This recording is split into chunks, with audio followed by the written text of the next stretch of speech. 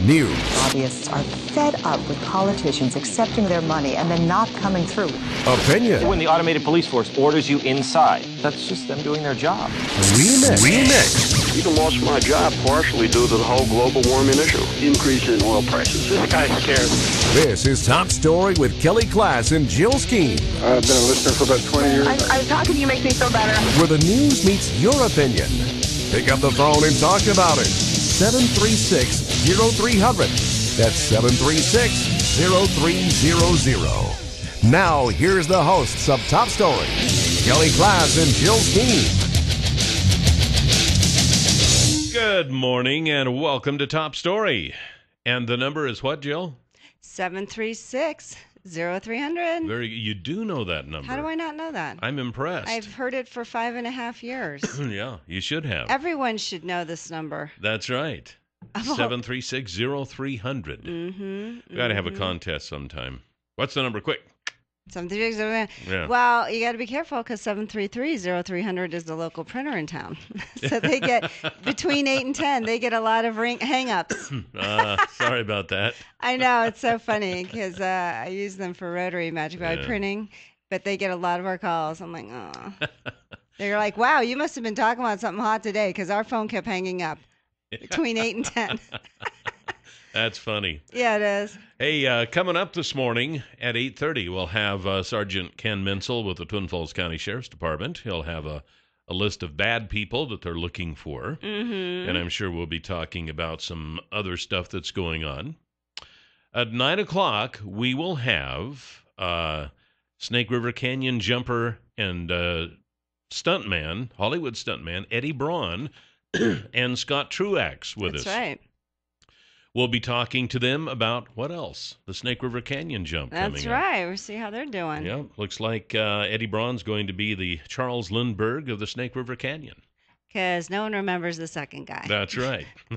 Who was the, I don't know. Well, really. I mean, No, it's true. It's true. Neil Armstrong. Everybody knows Neil Armstrong was the first guy on the moon. Do you know who Buzz Aldrin was? Yeah. The guy who said, Neil, wait, I was supposed to go first. That's right. Yeah, exactly. Wait, why'd you cut in front of me? He was the guy. He was behind him in just minutes, but Wait, he what? doesn't have that distinction. Yeah. I mean, I think most people know who Buzz Aldrin is, but they don't really, I don't think, equate him with being the second man on the moon. He was just one of the Apollo astronauts. He's like, what, are you kidding me? I can't believe you cut in line. That's right. That's his famous line. You got it. Wow. You got it. Bummer. Yeah, so we'll be talking to those two fine gentlemen coming up at 9 o'clock. See how the things are going. I'm on, I subscribe to, oh boy, it's their Facebook page. And I can't, Return to the Snake River Canyon, I think is what Return to it the is. Snake River. And they're always putting statements and photos and everything up there. So it's kind of a good way to keep up with them. So if you want to subscribe to that, it's Return to the Snake River. I think just if you type in "Return to the Snake," you'll see it. You'll start seeing rockets. Yeah, that's right. The rocket's red glare. That's right. So very cool. We do have some other news that is going on, and it seems like when it rains, it pours. Wow. But we had the Ukraine shooting down the Malaysian airliner, and then yesterday there was the airplane that crashed, landing in Taiwan, killing 48 people. The AP had that one mixed up with the airplane that was carrying the 40 coffins from the victims of the Ukraine crash. Well, now, when you hear about one plane crash, you just assume it's the same one. Why not? For sure, why not? Whatever. Now, today, a flight operated by Air Algeria and carrying 116 people from Burkina Faso to Algeria's capital disappeared from radar early Thursday. Now, under probably normal circumstances, we wouldn't even be mentioning this here on Top Story because it's not local. But in light of everything that's been going on in the world, it does kind of raise your eyebrows, Yeah, it does. But anyway, they lost track of the Swift Air MD-83 about 50 minutes after takeoff from Ouagadougou, the capital of Burkina Faso. I'm sure you're saying it properly. Nobody will know if I'm not. That's the interesting part. But at any rate, so there you go, another plane crash. Well, actually, then they updated it later that it crashed. Didn't I sent you that? Yeah, it disappeared from radar, and then they've said, oh, yeah, it crashed. So It crashed, so they have no talk of how many survivors or right. anything. And it was several hours before they even made it public that the plane was missing. Yeah, they were missing for hours, and the official... They must be taking their cues from Malaysia. Yeah, they're like, they're doing so well. Yeah. Why don't we follow their PR? I think they have the same PR guy. They might have. Jeez, oh man, you don't think people want to know? I know. So anyway, it seems like that crashed. And then in regards to flying and commercial airlines, the Federal Aviation Administration has lifted its ban on U.S. flights in and out of Israel, which the agency had imposed out of concern for the risk of planes being hit by Hamas rockets. I think that was pretty legitimate because one was like a mile short of the airport. Yeah, Ben Gurion Airport. Yeah. Well, and not only that, but some of the airlines had already done that. They had already said, okay, we're not going into Israel for a while. And then later, even the FAA came out and said, okay, any U.S. flights are not going into Israel. But they have... But El Al was still flying into Israel, which was Israelis. Yeah, but that's not an American airline. No, I know. They were still doing it. Yeah. But the decision was effective at 11:45 p.m. last evening, so it would have been about 9:45 our time. So planes, apparently American planes are flying into Israel again. Well, I mean, I can understand the concern. I mean, it's not like it's a big country. It's the size of New Jersey. Yeah. And those missiles are flying over right and left, and I'm sure they would love to get a passenger plane, and probably a lot would be from the U.S. I know this is a big travel time and tourist time to Israel. When you fly in El Al, let me tell you, you feel secure. That's all I can say. Yeah. That's they've never had a hijacking. And when you go down the road, the runway in New York, they have armed Israeli soldiers on each side in jeeps escorting it down. They don't tell you when it leaves. They just tell you when to get to the airport. They don't tell you the time it's even going to take off. Oh, really? Yeah, no, it's never. You just have to be there so you 2 might hours. So can't they kind of assume that, well, if they're telling people to be there at 10 o'clock, it's going to leave around 12? They never post the exact time ever. They see. just tell you when to get there. They go through soldier will talk to you one individually, ask you questions while you're in line. They look through your suitcase, say, yeah, no. I mean, you feel pretty secure, but it's like, wow. They have, probably do profiling and everything else, don't they? Yeah, probably. They have undercover cops on the flights. I mean, they've never had a hijacking, let me tell you. Wow. Yeah, That's that one's so, and in New York they do have the because I was looking out the window when we took off and I'm like, wow, there's a Jeep with armed Israeli soldiers following you down the runway. Feel safe. And then you told them that, well, my ex-husband loaned me the camera. He or loaned me whatever the it was. camera. Yeah. I'm surprised they let you fly. My friends couldn't believe it. I was like, well, they asked me. I don't lie. I said, good thing I didn't tell them about the blow dryer. So, no, they were very concerned. What is his name? Are you sure he doesn't want to blow you up? Are you sure he doesn't want to kill you? How can you be friends if you're divorced? I mean, I'm not kidding. His name is Daryl Sonnenstein. So probably if it was like Muhammad whatever, I would have not made the flight. But since he was a nice Jewish boy, they probably thought, okay. Wow. That's a help. No, I mean, That really, is so that was funny. startling. And then on the way out of Israel, they go through your suitcase. Yeah. They go through it. They don't And just you're open just it up standing there. Now, did you pack this? Yes. And they go through everything. They probably find some interesting stuff. Yeah, right. 7360300 is the number to call. Good morning. Oh, I guess they decided they weren't going to hang around. Okay, so anyway, you can fly back into Israel again from America. You have to wonder how many people might have canceled their trips. Like, I'm not sure if that's really where I want to go. And I did hear back from my cousins. They're like, we're safe, we're fine, don't worry. Honestly, these people are just... I'm like, I'm so worried for you. Are you okay? Please let me know you're okay. No, we're fine. We send you big hugs. We did, Well, I'm happy. I'm happy, when you stop but and think about it, they're kind of used to that stuff. It's like people calling here with big concerns because we have a snowstorm or something. It's like, hey, what are you kidding? Hey, we're fine. I mean, they're in a bomb shelter probably every other day for how many years of their life? On kind of the same note, my wife is friends on Facebook with a family in somewhere in Oregon. And he's married to a Jewish lady, and apparently, and you've never told me this story before, What? but apparently teenagers born into Jewish homes have a birthright trip where they can go to Israel?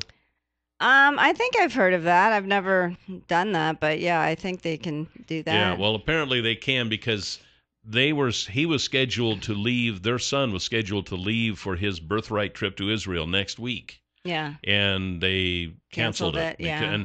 And they said that, and apparently, I don't know, I think Israel pays for it. I think the Israeli government pays for it because if you cancel out for any reason, then you go to the bottom of the list again. Oh, but they said that 40% of the ones who were scheduled for that trip have canceled because of this. So it makes you wonder. And when I went to Israel, it was through the United Jewish Appeal. They send a lot of tourists, but you didn't know what your itinerary was. It was never set in stone because of what was happening. So they'd be like, okay, well, today we're not going to go here because there's fighting. Or when I was there, when we got to Jerusalem in the afternoon, in the morning, they had a shooter on a bus and shut down the entire city. Wow. And so you never really know. And then we had to take bulletproof buses. We went into Jericho, but you're like, okay, it's but they do not want any tourists to get hurt at all because their tourism dollars will dry up. Right. I mean, it's a big deal. They get a lot of money from the American Jews who visit and everything else. But anyway, I don't blame them. I would be a little nervous to go there. Yeah. But my cousins are fine. No worries. We're safe. Send big hugs. I'll stop worrying about them then. I know. Oh, my good night. An increasing number, I thought this was funny, an increasing number of businesses are opting out of staying virtually connected and are reverting back to old technologies to avoid being spied upon. The move has led to a surge in typewriter sales in Germany. I miss the typewriter. There are some things that can just be better done with a typewriter. I don't care. It looks so... you want to just type on one little label? You can do it with a typewriter. It makes you just want to write, a book. You just see a typewriter and you're like, yes, let me write the great American novel. German typewriter makers such as Banderman and Olympia have cited climbing sales amid NSA spying revelations. And that's just from the German government. That's right. We sell Angela Merkel. We sell about 10,000 typewriters every year. Banderman manager Rolf Bonnen told the local, "We've seen an increase because Brother left the market in 2012." He added, "The company's sales jumped by 1/3 over last year since 2012." Yeah. So looks like. I'm sure they're going to go back to landlines too. Angela Merkel's phone was bugged, and I'm sure they're quite upset. I wouldn't be surprised. But I think it's kind of cool. They've always said that's the crash-proof computer is the typewriter or a pad and pencil. We just watched You Got Mail again, and they were using typewriters. Her boyfriend was a writer, and we're like, that looks cool. Why not? I don't know that the typewriter will ever totally leave us, because there are some things that are just made for a typewriter. I know. I just want to type one label. I like a typewriter. So. But remember the papers in college. Oh, I would have done so much better if I had a computer. I know. I would have been so much smarter. I hear you. 7360300, the number to call. We'll be right back. 7360300 is always the number to call here on Top Story. And with July just about to come to a close, today's like what, the 24th? That is so depressing. So we got 7 more days left in July. Where did July go? Has anyone found July? That means that you only have 7 more days to take advantage of the huge blowout sale at Bish's RV on Starcraft and Dutchman travel trailers. Plus the $1,000 in parts and accessories that you will receive with your new travel trailer purchase. So I would, and there's still a lot of summer yet, and there are many more summers to come. Mm-hmm. So you really need to get down to Bish's RV, and see their Starcraft and Dutchman travel trailers, and get one and go camping and have a good time. Live life a little bit. Come on, And they can help you do it. They are the largest RV dealer in the state of Idaho with 4 stores. One of them is at the Curry Crossing between Twin Falls and Filer on Highway 30. That's Bish's RV.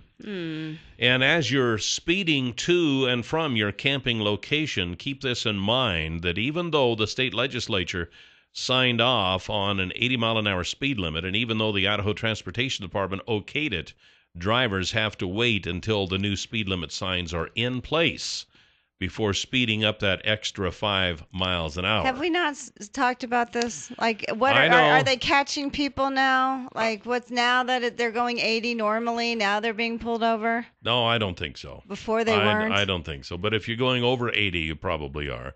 So that probably means most of the people from Utah are getting pulled over. But anyway, crews are scheduled to start replacing the signs this morning on rural stretches of Interstate 84, 86, and 15. Now, there are some places where the speed limits will not change through the Treasure Valley. You know how you enter into Boise and it drops to 65?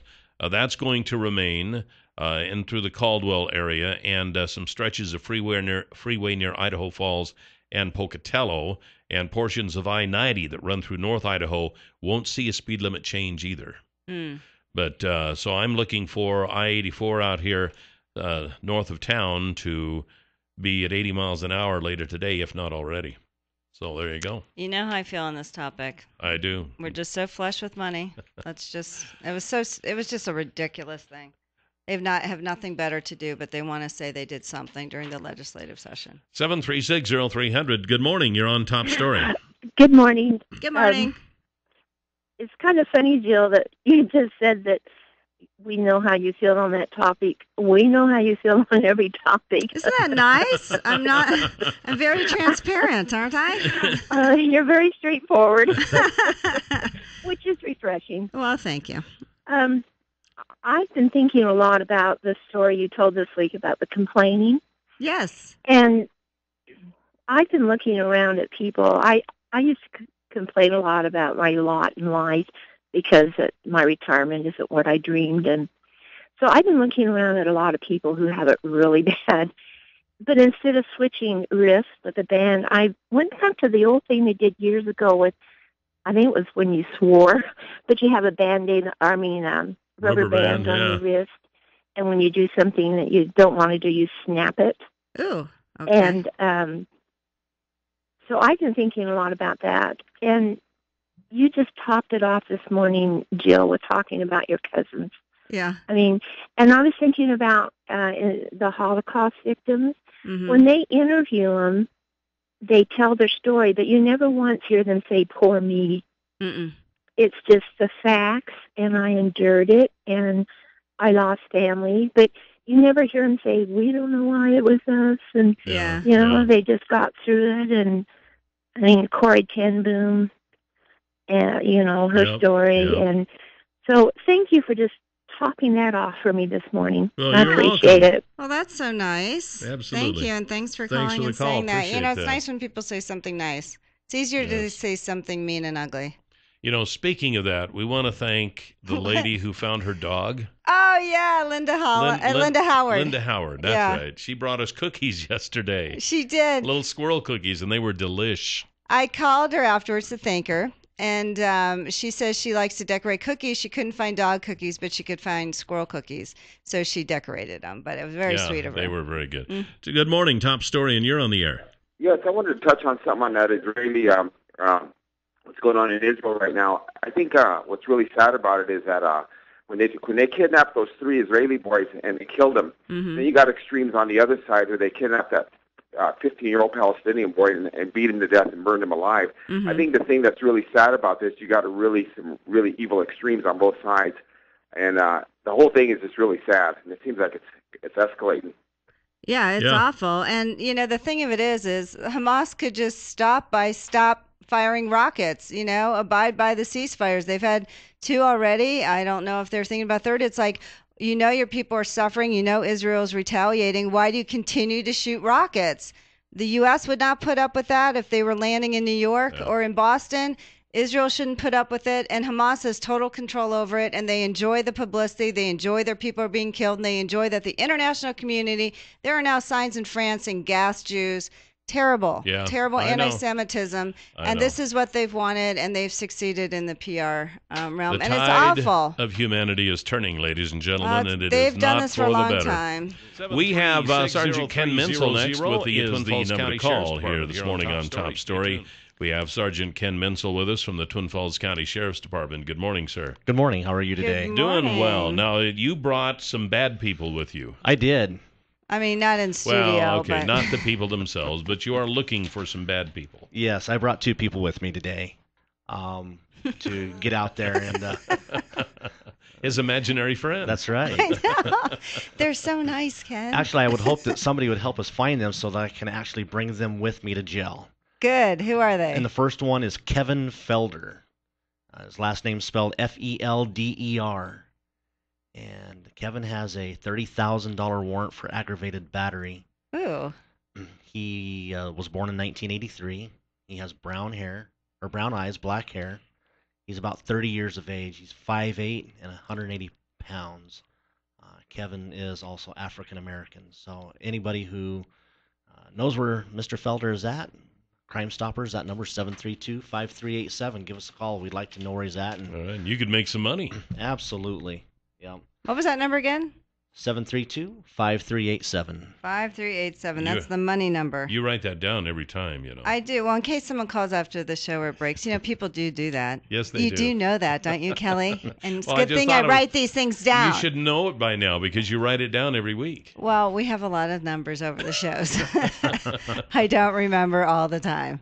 I remember the dispatch number, though. Anyway, yeah. Yeah, that's a good number. Yeah, to also 911 is pretty hard to beat. No, 7351911. Yeah. Absolutely. If you forget the Crime Stoppers number, the 732-5387 number, 735-1911, that works as well. That's really easy to remember. It is. All right.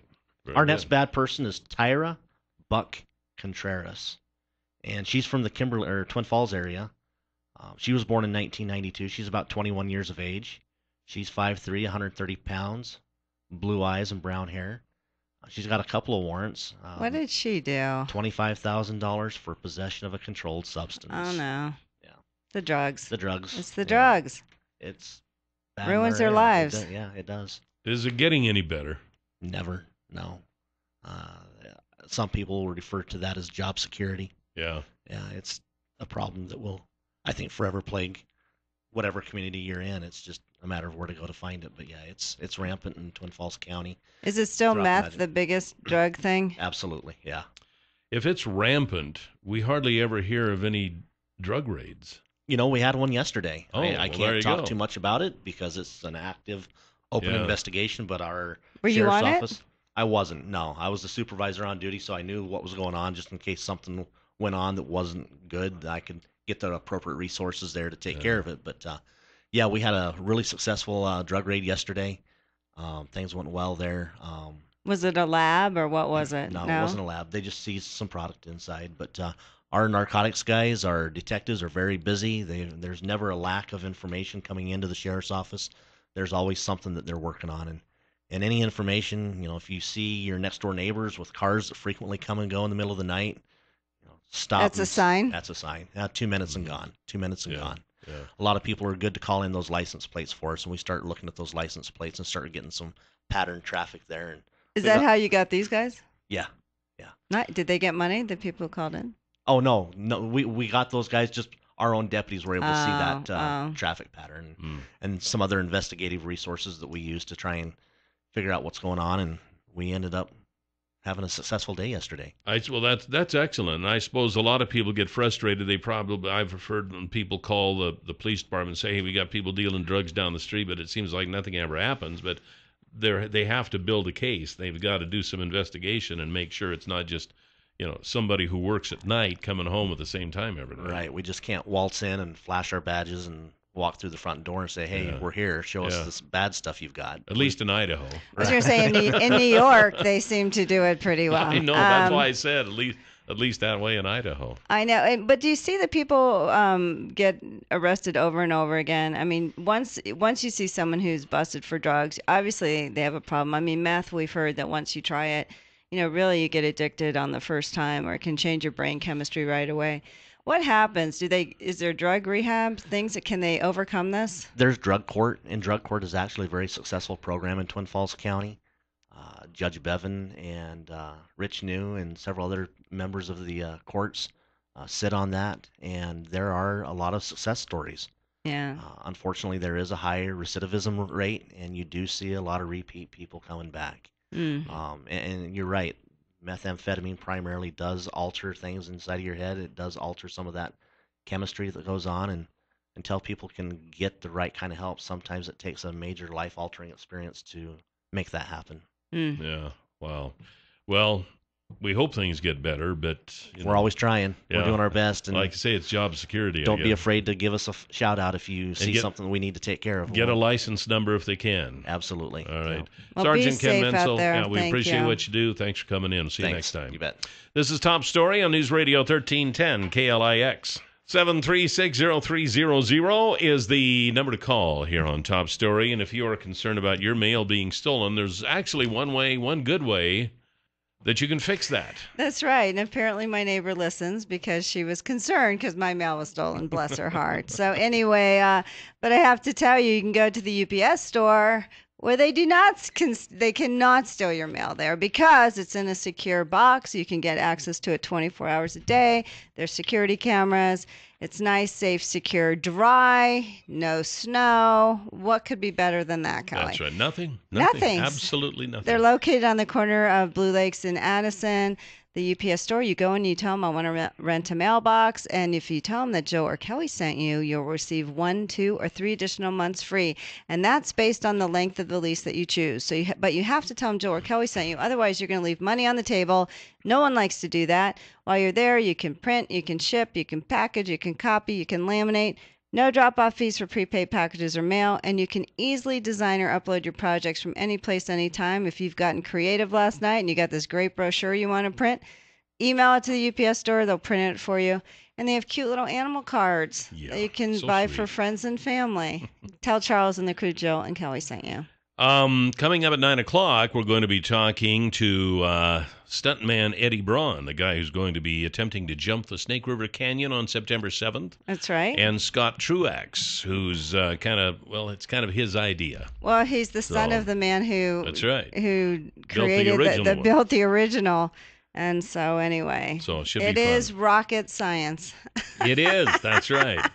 But first, we're going to talk about capital punishment for a minute. The execution of a convicted murderer in Arizona yesterday took nearly 2 hours, confirming concerns that had been raised by his attorneys about a controversial drug used by the state. I find this interesting. Your kids can get into your medicine cabinet, take something, and die. We are constantly being warned, cautioned, this can kill you. And yet they have a hard time giving our convicted felons on death row anything that'll kill them under 2 hours. Okay, not that, I don't know, it sounds really crass and cold by me saying something like this, but the suffering of somebody who's been on death row for 20 years, who killed and raped and pillaged and did who knows what else to their victims, I don't have a lot of sympathy for these people, but I guess if they keep doing this, the courts are going to say, okay, no more capital punishment. It's just too cruel and unusual. Well, it does. You do have a constitutional right not to have cruel and unusual punishment, and that's, the 8th Amendment. So, you do have that right. The state is not there to torture people. They have not found, for some reason, the drug companies who provided the drugs before are not making them, or they've run out of them. Too many lawsuits. And they've had some grisly deaths recently. 4, 5, 6 that's gone on in the last 6 or 7 months. This one sounds especially grisly. Over 2 hours that took for this man to die. Under 2 hours, yeah. Enough time for his attorneys to go out, write a brief, and file it while the man is still trying to die. And they actually wanted the state to try to revive him. They say that they have the right, if it's going badly, to try to revive the people. They need to work this out. You just cannot. Well, I'm glad you said that. Because one judge has the answer, and I have to say I told you so, because I brought this up like a month ago, but with execution methods coming under intense scrutiny in recent months, federal judge Alex Kaczynski has a modest proposal. Bring back the guillotine, or maybe the firing squad. He says if some states and the federal government wish to continue carrying out the death penalty, they must turn away from this misguided path and return to more primitive and foolproof methods of execution, Kaczynski, a federal judge in the Ninth Circuit Court of Appeals, wrote in a dissent released Monday. Kaczynski was dissenting from a decision made by the Ninth Circuit against reevaluating a reversal of a lower court ruling. The court had dismissed Arizona death row inmate Joseph Wood's lawsuit seeking information about the drug cocktail to be used in his execution. Rather than simply dissenting from the majority decision, Kaczynski's dissent considered alternative death penalty methods and criticized the use of lethal drugs as a misguided attempt to make executions seem humane. He said, if we as a society cannot stomach the splatter from an execution carried out by a firing squad, then we shouldn't be carrying out executions at all. If we as a society want to carry out executions, we should be willing to face the fact that the state is committing a horrendous brutality on our behalf, adding that the guillotine is probably the best but seems inconsistent with our national ethos. And the electric chair, hanging, and the gas chamber are each subject to occasional mishaps. The firing squad strikes me as the most promising. Sure, firing squads can be messy, but if we are willing to carry out executions, we should not shield ourselves from the reality that we are shedding human blood. If we, as a society, cannot stomach the splatter from an execution carried out by a firing squad, then we shouldn't be carrying out executions at all, he wrote. I have to agree. If we're going to do this, let's do it. The guillotine, contrary to popular belief, was not an instrument of torture. The guillotine was invented by a Mr. Guillotine who wanted from many centuries ago. I don't know when it was invented, but he invented it as a more humane form of execution. And the firing squad has always been a very efficient way of doing it. Oh, I'm Hanging sure, but even those had are, its people problem. are shooting people too. That might have effect for the people doing the firing squad. I mean, my thing is, how come you can't perfect a drug to put them down? If we do that to our animals, what is the problem here? That with is a good human point beings? also. You know what I'm saying? That is also Like, a good point, yes.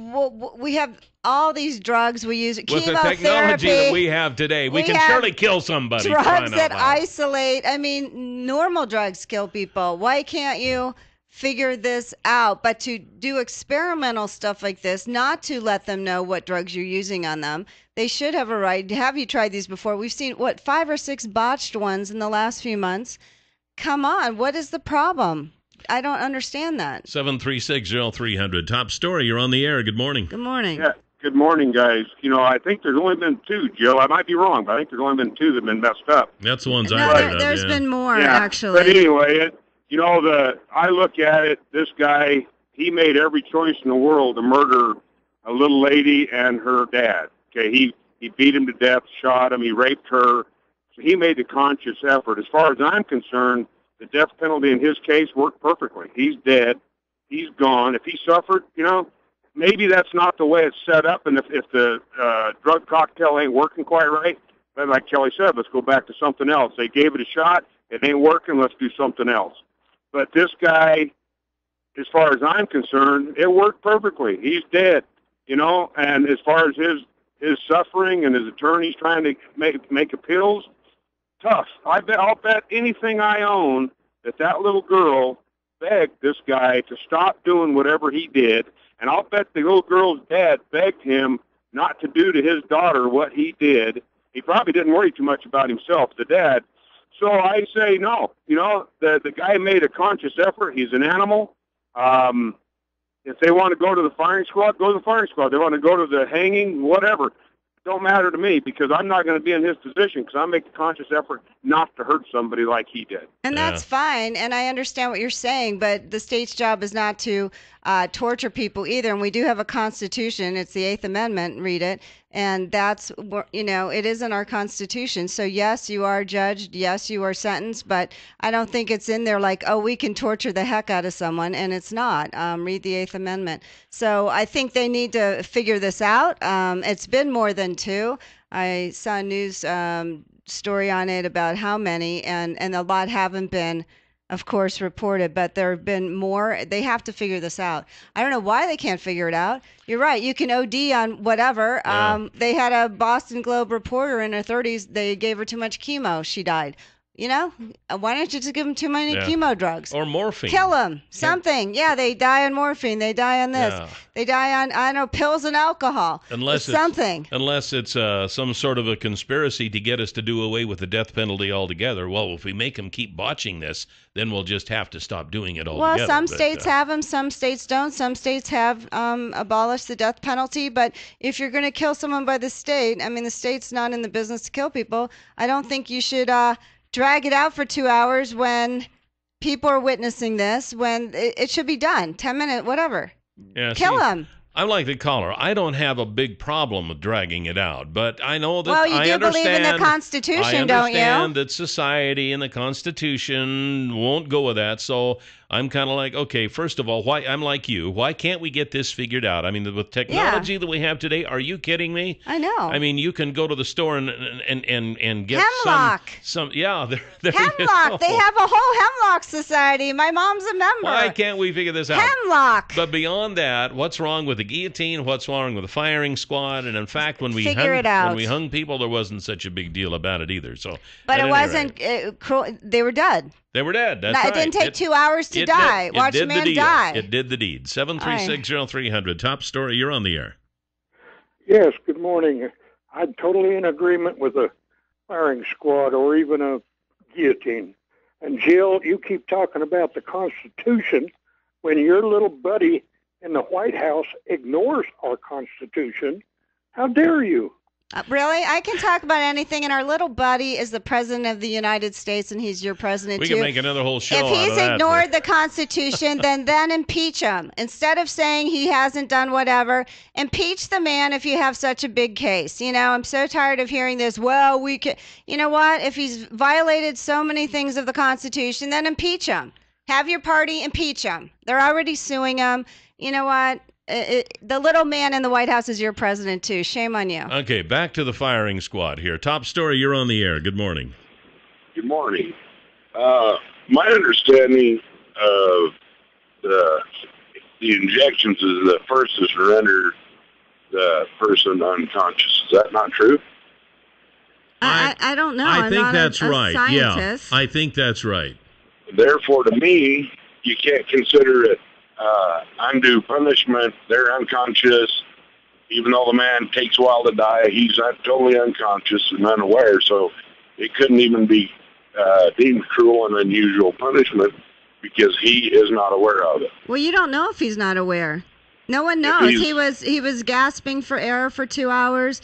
I don't know. His mouth moved. I mean, no one knows. It's like when you have surgery, some of those people, they do the drugs that they've actually were alive but couldn't speak because their muscles were paralyzed. Have you heard of those stories where they lived through an actual surgery? So we really don't know. I don't understand why we can't do this either because, like you say, I mean, when you go in for a medical procedure for the same day stuff, they give you this stuff, and your doctor says, okay, count from 10 down, and you get to about 8, and the next thing you remember is they bring you back. Yeah. So, I mean, that's an everyday. That's done thousands and thousands of times every day in the United States alone. Overdose these people. Why in the world they can't do it with somebody on death row? It's beyond me. Top story. You're on the air. Good morning.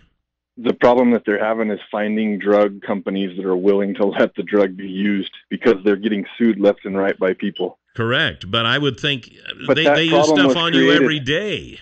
That problem was created by people that are so set against it that they are suing and suing and suing. You're right. That guy's suffering is on those people's heads. It's not on anyone else's because they've made it impossible to do it in a humane way. Oh, I don't think it's impossible. Not if we use the guillotine or the firing squad or even hanging. I mean, if we go back to some of the ways we used to do it, everything would work fine. But they didn't like that either. So you're right. I think Yes, a lot of it's these all the people who are people. totally against it are the ones who are perpetrating a lot of this Oh, stuff. of course. So But you know bringing what? the lawsuits. Tell people what drugs you're using. They won't even tell them what drugs. Just tell them what's happening. Tell them you can't OD these people. What do they use for pets? What do they use for pets? I don't know what they use. We'll have to get a veterinarian in here someday and talk to him about that. See, How do you put why dogs can't we down? use this stuff on people? Can you Okay, we're do going to be this? talking to Eddie Braun and Scott Truax this next hour here on Top Story. And welcome back to the third half of Top Story. 736-0300 is always the number to call. Welcome back, Jill. Thanks, Kelly. Same to you. You know, one thing that we didn't mention, and I'm quite glad of, is that it did cool off a little bit. It did. It almost feels like fall this morning. Yeah, you're right. Kind of brings me back to school starting, and then I get that same depressed feeling, even though I haven't been in school for years.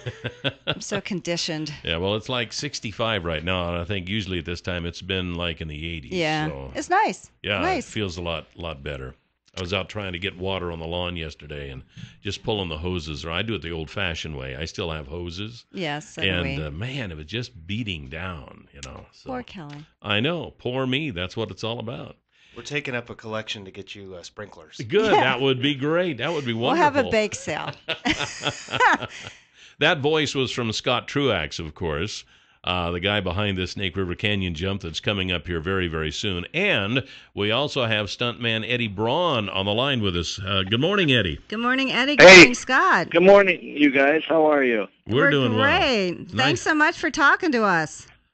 Oh, well, listen, thank you for having Scott and I on your show. So the time is getting closer. What's going through your mind? Well, we're preparing we've kind of set a course when we started this whole adventure, and we're just staying the course, and things are, falling into place, and unnecessary things are falling out of place, which is great. So at what point now, Scott, you said that you've got the cycles already, they're being painted, or The rockets. the Kelly. rockets? It's rockets. I know. How are we on the rockets, We Scott? got rockets 1, 2, and 3. Rocket 1 is ready for testing, or getting ready for testing. Rocket number 2 is off to paint. Thanks to local guy Roger Grady for painting it for us. He's a fantastic painter. All the work is on the rockets being done right here in southern Idaho. We've Eddie's dumped about $750,000 of his own money into the local community here. Wow. And we were trying to keep it southern Idaho. Eddie, it's nice that you've been using some local help here and help the Well, economy here. It's nice that you've invested in our Truth be community. told, first of all, it's well north of $750,000, probably well over $1 million by the time we're done. If we're going to get factual, but anyway, not to keep it factual. But who's counting? Yeah, not that I'm counting, right? But here's the thing, and I don't know if a lot of the naysayers realize this. All things aside, in this economy, the way things are, this whole rocket adventure, sky cycle adventure, is creating real jobs for real people, and we're talking about a lot of people. We've pretty much most of it all there in southern Idaho in Twin Falls. So there's a lot of positives on this whole thing that people they're not even talking about or thinking about. Yeah. All they think about is, we don't want a rocket here in Twin Falls. We don't want it. It's like, yeah, but do you like people that can pay their bills? Do you like the money generated into the economy? And that's important, especially today. Talk to the people that can't pay their mortgage payments. Yeah, See if it's yeah. important. If we're talking, say, from 1 to 10, as far as the stuff that is done compared to what needs to be done yet, where would that scale be? Are we about halfway done? Or? We're well over halfway. Really? Yeah. I mean, we've got if anybody is checked out our Facebook page, Return to Snake River. I post updates all the time. Yeah. We've got the ramp footings poured already. In 2 weeks, K&T Steel will have the ramp fabricated and ready for erecting. So And in 3 weeks, we're hoping to be ready for our first static test. That's where we actually strap the rocket down to the ramp and let it rip and take all the measurements of temperature, pressure, thrust, and all that. So it's going to get real exciting here real fast. So for people who have been under a rock, Scott, your dad was the one who designed the first rocket for Evel Knievel for the first jump 40 years ago. Right. And you've been using the plans that he's had, although you've updated the parachute mechanism. Yeah. In fact, as Eddie and I have said, that's why Eddie and I get along so well, is it was never about trying to promote Eddie Braun or Scott Truax. We both wanted to tell a story. I didn't even have a pilot when I started this because I wanted to show the world that if we had had one more test, that my dad's design would have worked. All we had to do was deal with the parachute issue. Eddie wanted to pay homage to his childhood hero, Evel Knievel. So, it's not about us, and it's not about, the money necessarily. It's about telling this great story of these two great men. And Eddie, you've been carrying around a picture of or a signature from Evel Knievel since you were a little boy. Isn't that what got you into doing all your stunts? Let's start with the fact that I've been a stunt coordinator for 30+ years in the business. I've done fairly well, thank God. And the whole reason I ever became a stuntman was when I was a kid, I was fortunate enough to meet Mr. Knievel. I mean, I got through all the crowds and stuff, and I got to him, and, he had a cape on, and, it was like, touching Superman's cape. And from that point on, I didn't want to do anything else but ever be a professional stuntman. And that, here it is, 30-something years later, I'm kind of at the end of my career and very happy with it. I figure what better way than to pay homage to the gentleman that inspired me to be everything that I am professionally. So this, to me, it was never about fame or fortune. It was more about a passion and homage. In fact, my rocket, Evel Knievel's rocket had his name on the side of it, and mine will not have my name on the side. I've decided to call my rocket Evil Spirit, because it's in the spirit of Evel Knievel and all his, all the people that he inspired. I mean, how many people get to live out the dreams of their hero? I venture to guess not many people. Right. And here I get, at the end of my career, I get to fulfill Evel Knievel's dream of getting across the Snake River. And I would hope that I would do it with the the town of Twin Falls, the city of Twin Falls, they would embrace this as a positive, something really cool, that we're all in it together, and we get a rocket across that canyon. Because right now all the archival footage is a rocket that does not get across the canyon. That's right. So, Lord willing, my rocket will get across the canyon. I think, and we'll all do it together. What impresses me about this deal, with you being a stuntman, all of this stuff is calculated. And all of us see on the movies every day all the amazing things that you guys do, and it's almost like, well, this is just kind of another day at work. And I know it's not, but that's what it seems that like you're making it, because we know you're going to make it because everything's calculated here. Well, this is, if you take away all the hype and all the attention, this is another action sequence that's never been done. I was fortunate enough to be the stunt coordinator of all three of the Jackie Chan, the Rush Hour movies. I don't know if you've ever seen those, but all three of those movies were very complex. We had action sequences that had never been done before. And Jackie Chan wanted these incredibly complex stunts and sequences that took a lot of time, planning, and money. But we pulled them off. 3 successful Rush Hour movies. In my career, that's basically, we're not yahoos out there just winging it and hoping that things work. We plan these things, and just getting a rocket across that canyon is yet one more stunt sequence. It just has never been done, and, we're going to do it. That's great. So, Eddie, this is a little different than what you've done before. Have you ever flown a rocket before in any of your stunts? No, I've never flown a rocket before, but you know what? In a lot of the stunts I've done, I've never done those before either. So it's not, I've jumped, flew a lot of cars through the air, and I've landed pretty rough in a lot of other things. So this is just a combination of other things.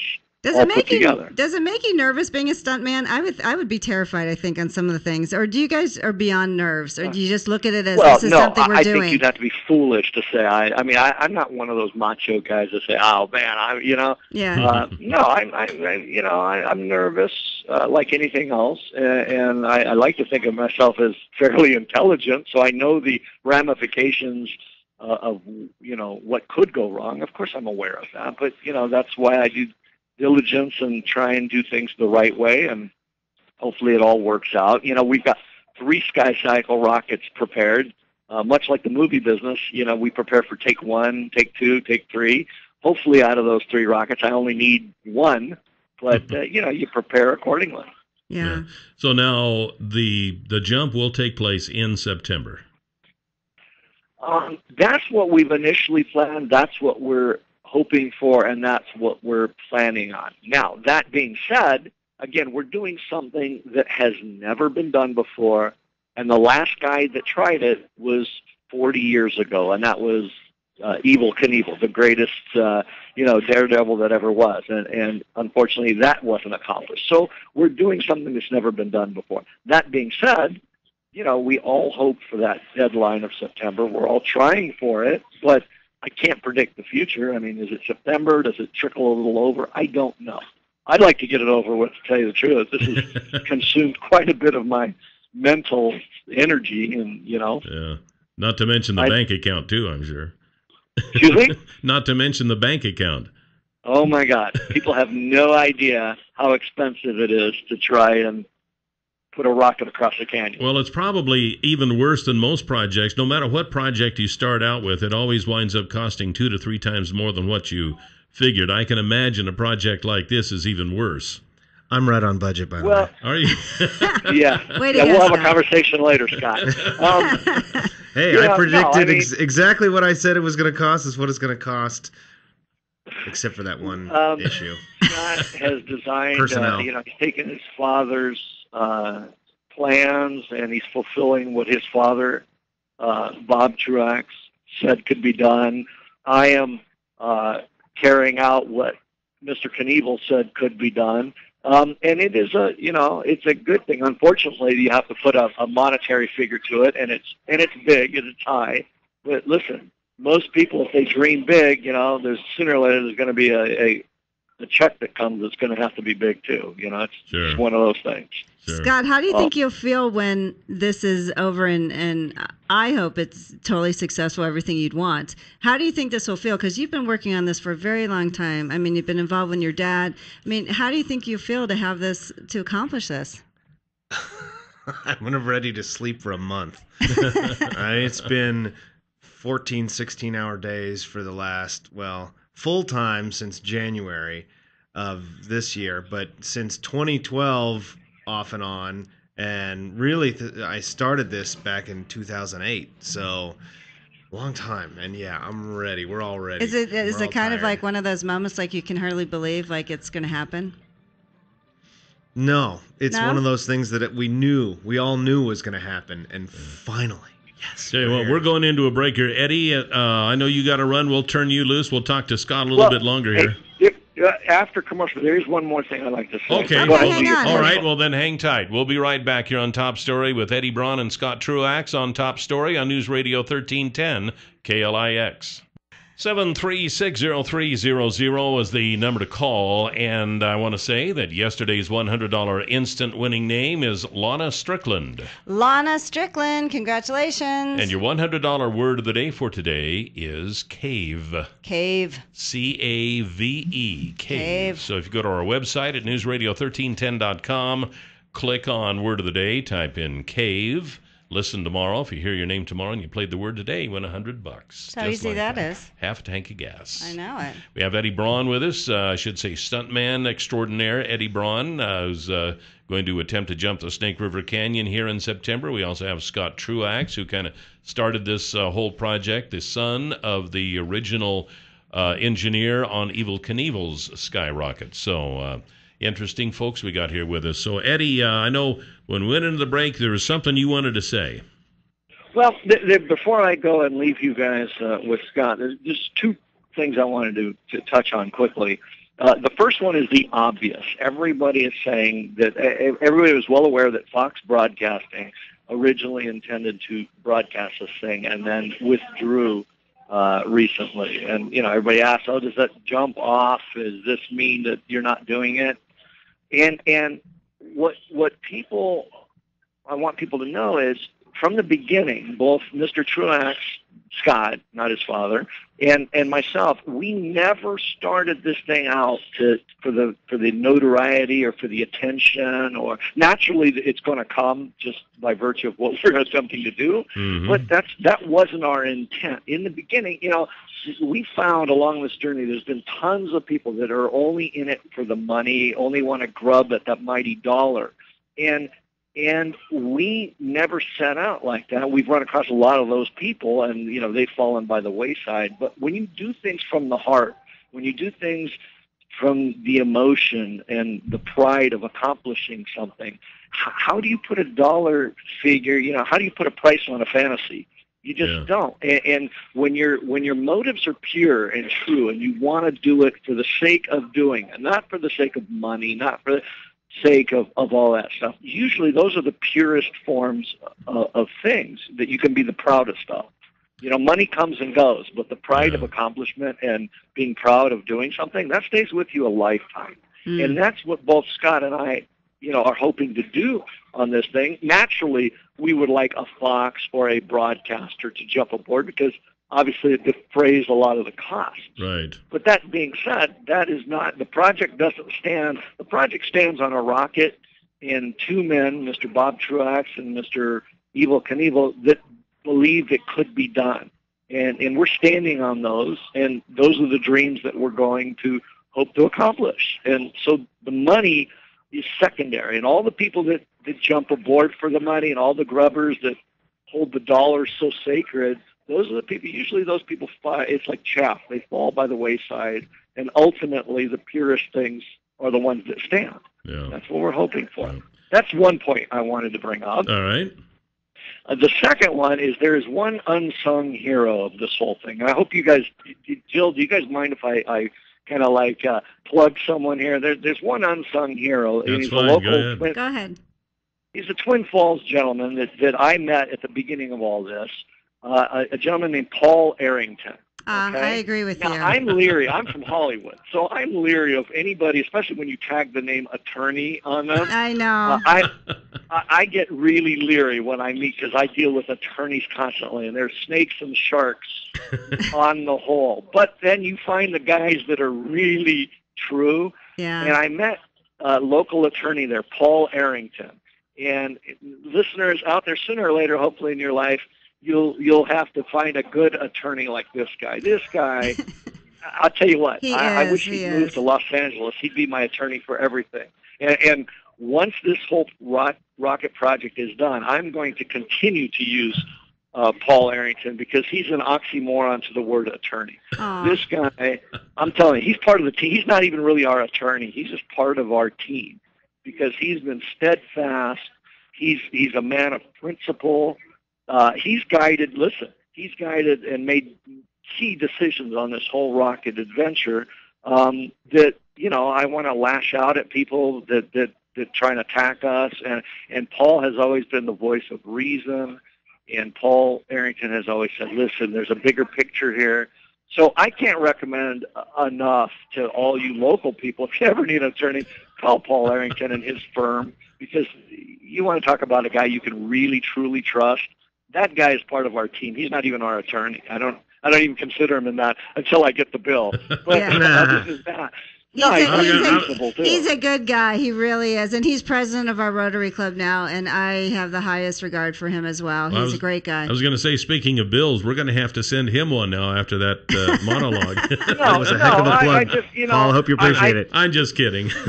Yeah, I don't like to plug things like that. I mean, I'm not naturally, but Paul Arrington is like he's the silent, unsung star of this whole thing. He really is because we could never have gotten this far without him. Well, that's awesome. That was the final thing I wanted to leave everybody with. For all you local people there, Paul Arrington, man, that guy is the bomb. Eddie, well, we appreciate you, and we're excited for September, and we wish you the best, and hopefully we'll be talking to you guys soon.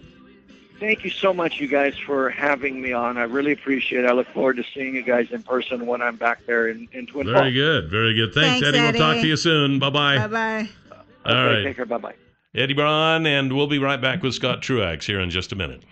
5 minutes later. 7360300 is the number to call here this morning on Top Story. We'll get back with Scott Truax, I guess, I don't know what we call you, the brainchild of the Snake River Canyon jump. Would that be a fair I'm the tag mule to put that everything is the hitched mule? to. Okay. The mule. I get the whipping.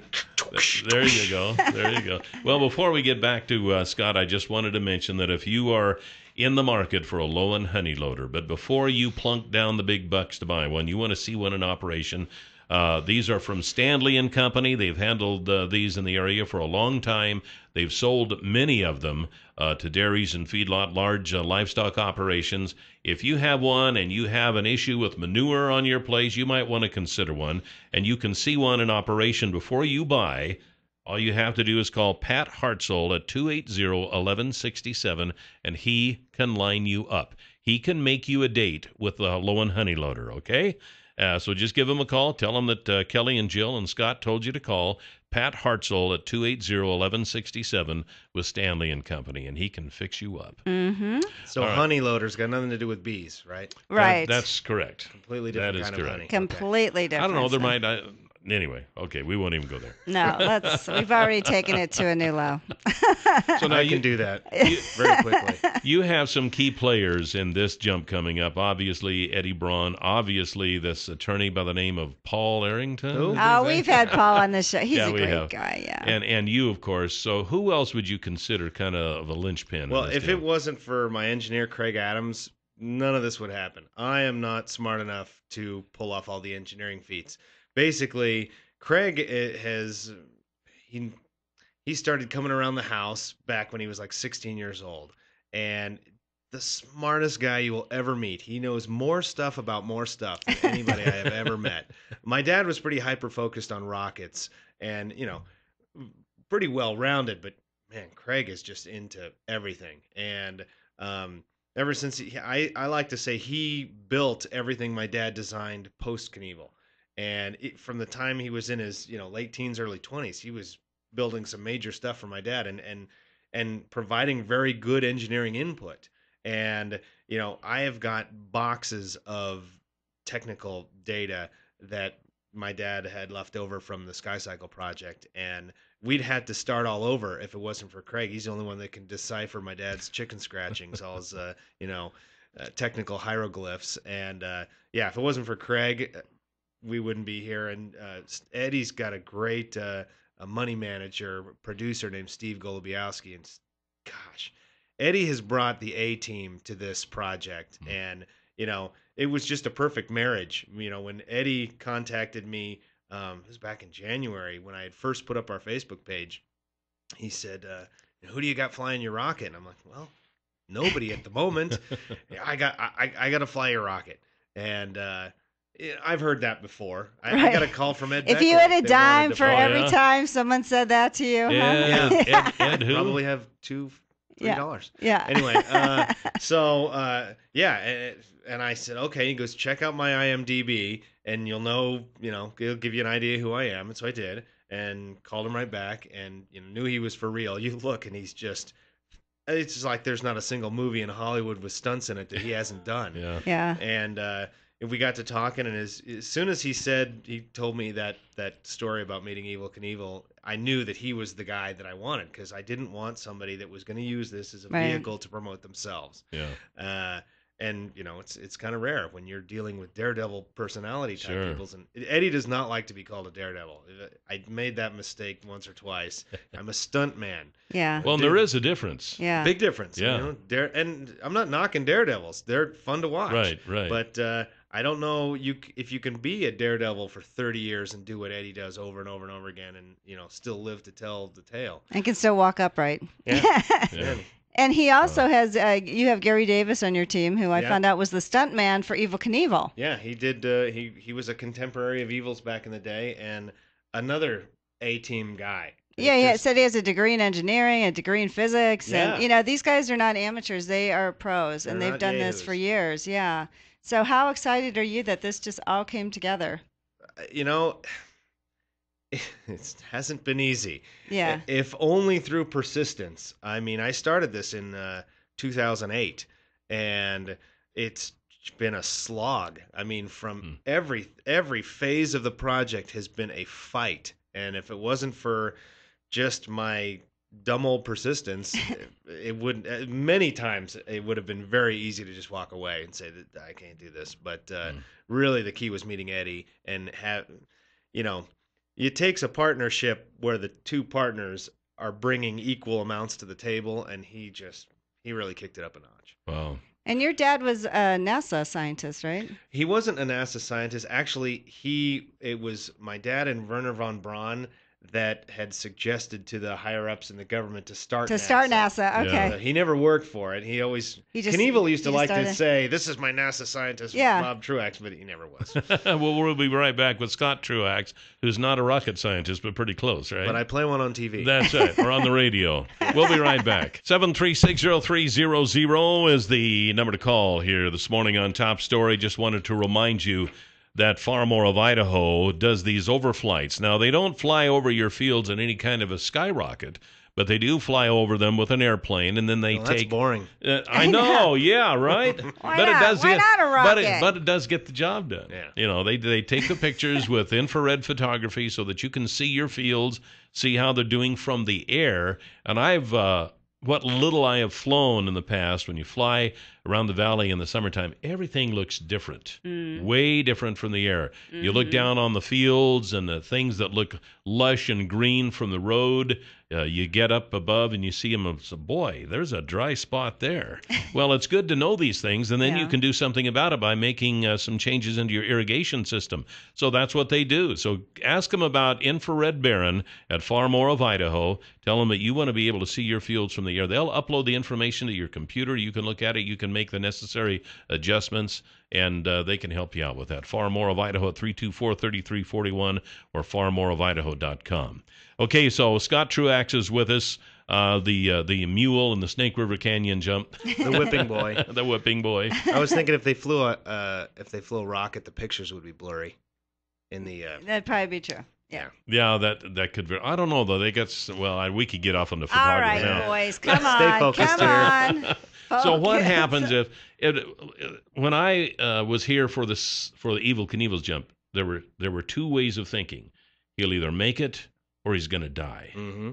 And when he didn't make it and he didn't die, it was kind of like, oh, I never thought of that. Because some people said they saw him go over. We had callers who say they thought, oh my gosh, he died. Yeah, and I wasn't here. I was there, so I was actually I watched it as it went down right on the edge of the river, there on the south edge of the river, and they got him out and everything was fine. But at any rate, what happens if this trip across the river is not successful? Are you going to try it again? Well, assuming Eddie's still alive, if he's alive and we have the money to do it, it's like climbing halfway up Mount Everest. Right. Oh, that didn't work. Okay. So give up, huh? Yeah, can't do that. I mean, in fact, that's kind of why we're here. It was started by our heroes, 40 years ago, and who can let that lie? Yeah. You gotta finish what you started. So this isn't just an attempt. This is a quest. Yeah, absolutely. And I loved Evil's. They asked him, are you going to do this again? This is a month or so after, and he said, it's very real. He said, I'm a motorcycle jumper, not a sky cycle jumper, and I don't feel that I don't feel particularly defeated or anything. And I thought, well, I think it's just such an absolutely frightening. If you've ever stood on the original ramp and looked out across that amazing canyon and then thought this is a 25-inch diameter aluminum tube. Yeah. And you're going to be nearly 3,000 feet in the air and almost a mile downrange. Tell me that's not the most frightening thing you could ever imagine. What did he say to your dad the next day? I'm sure they must have spoken after it because your dad obviously was there. They were actually good friends for a while after. I have all these documents that I've poured over for this project. My dad didn't throw anything away, and but you look at him, I think, how did he have time to do anything but write documents? Yeah. But he built a vehicle called the Jet Cycle after in 75, 76, and it was a jet powered trike. And it was so cool. Was that your toy? I wish. I wish we'd been able to keep it. It's Evil Son Kelly has it in a warehouse. Oh, really? And I've been bugging him. Man, you got to get that thing running again. Let's go ride it in Evil Knievel days. Yeah. But so they were friends. They had a good relationship. Did they talk about what happened with the jump? I mean, and they definitely pinned it to the parachute. Yeah, right after Evil thought he had a dead man's handle where he lets go and the parachute fires off, but that's not what happened. And so yeah, right after, if you watch the interview, my dad tells him, "No, you didn't do it. It was malfunction." And it's just something that you build something as complex as a rocket, and in this particular situation, it had to work the first time. Yeah. And it is rocket science. So you think you guys have figured out the flaw? Yeah, we're very confident. We've completely a whole new technology has emerged in parachutes. Think about it. That's what we're using. We've got a guy named John Dunham runs a company called Second Chance Aviation. He builds what they call ballistic chutes. These are they're either powered by little rockets that pull the parachute out really fast. And so we're actually doing a parachute test in the next couple of weeks where we strap the back of the rocket that houses the parachute, so we run it down the runway at the airport and fire the parachute off just to make sure that it goes. So we have a little bit more time, a little bit more knowledge, and a little bit more money to do the testing that needs to be done. And the big thing is the knowledge, though. I mean, we know what worked and we know what didn't work. So things had changed in 40 years. They have. The technology, yeah. And anybody that's worried about what happened 40 years ago, what was that? Things have changed in 40 years? Things have changed, Scott. Well, we wish you guys the best. Yeah, and you got all the permits. You could go today if everything was ready. Hey, I brought you guys a present. Oh. All right. I tell you what, we can do this on video because we are doing it on video, but we got the Huckabee Report right now. So as soon as you hang tight there, and we'll be right back after the Huckabee Report with Scott Truax. And you can hear the Huckabee Report each weekday at this time, brought to you exclusively by Waddell & Reed, Laura Nelson, Josh Funk, and Steve Stanger, financial advisors, 736-6563. And before we get back to Scott, I have to tell you about the UPS store. Did you know you can rent a mailbox? I love the UPS store. And especially because you'd moved here, and sometimes in moving, you don't have the right address. Go to the UPS store, rent a mailbox. If you tell them that Joe or Kelly sent you, you'll receive 1, 2, or 3 additional months free, depending on the length of the lease that you choose. So go to the UPS store, corner of Blue Lakes and Addison. While you're there, you can print, you can ship, you can copy. You can buy cute little animal cards for all your friends and family. Did you know that, Scott? I did not know that. They're selling a ton of them. I buy a lot of animal cards for those I love. And they're open on Saturday, so you can make copies and pack and ship on Saturday. You probably do a lot of shipping in and out, don't you? And I use the UPS store a lot. Yeah, wow, so they're great. They have good hours. They're open Saturdays. That's and right. It is nice, isn't it? And we could talk politics with... What's his name over Charles. there? Charles, that's right. Charles. I heard he's a liberal. Anyway, corner of Blue Lakes and Addison. Tell Charles and the crew Jill said hi, and Kelly and Scott. If he's listening, I'll hear about it next time I go in there. You bet you will. Just checking, Charles. Just checking. He's one of those commie libs. Wow. I'm kidding, Charles. Anyway, okay, when we went into the Huckabee Report, you pulled something out of a bag over here. It looks very interesting. My traveling bag. I'm getting ready to go to Butte, Montana after this, and go to Evil Knievel Days. If you've never been to Evil Knievel Days, you should go to Evil Knievel Days. It is so much fun. What happens there? Well, what happens there stays there. Okay. Lots of drunken no, just kidding. It's like a street fair with rides with a very with a daredevil theme. You've got guys jumping motorcycles. There's a huge rally around town where it's like 500 motorcycles just drives around town, and not just like it's not just a Harley thing, or there's everything from dirt bikes to street bikes to everything, and it's just all night party. It's just. Has it been going on since the jump, or how long? No, I think they started in 2002, 2004, So something it's like just- that. Well, we are just about yeah, out of time. so show us because here. I'm excited. Hold it These- up to the camera so people can see. Hey, viewers, there's Very our cool. T-shirts that are available. You can contact me through Facebook if you're interested. Are you selling them, Scott? I'm trying to. How much are This they? one's yours. Well, bless you. $20. Thank you so much. right, I yeah. love So much. it. I'll Thanks wear it for at the having us. gym. And we'll look forward to talking to you soon. Yes, Sounds definitely. good. Keep in touch. We wish you the Yes. best of luck. I'm excited. Can't you. wait to Scott see it. Scott Truax and Eddie Braun. It's been fun, and again, we'll talk to you. Return to Snake River. Yeah, tomorrow's Friday. Can't believe it. We'll be talking to Alex Sinclair tomorrow about the economy. It's Oh, going to be yes. interesting. Right. Thanks for joining us. We'll see you tomorrow. Goodbye, Jill. Bye, Cal.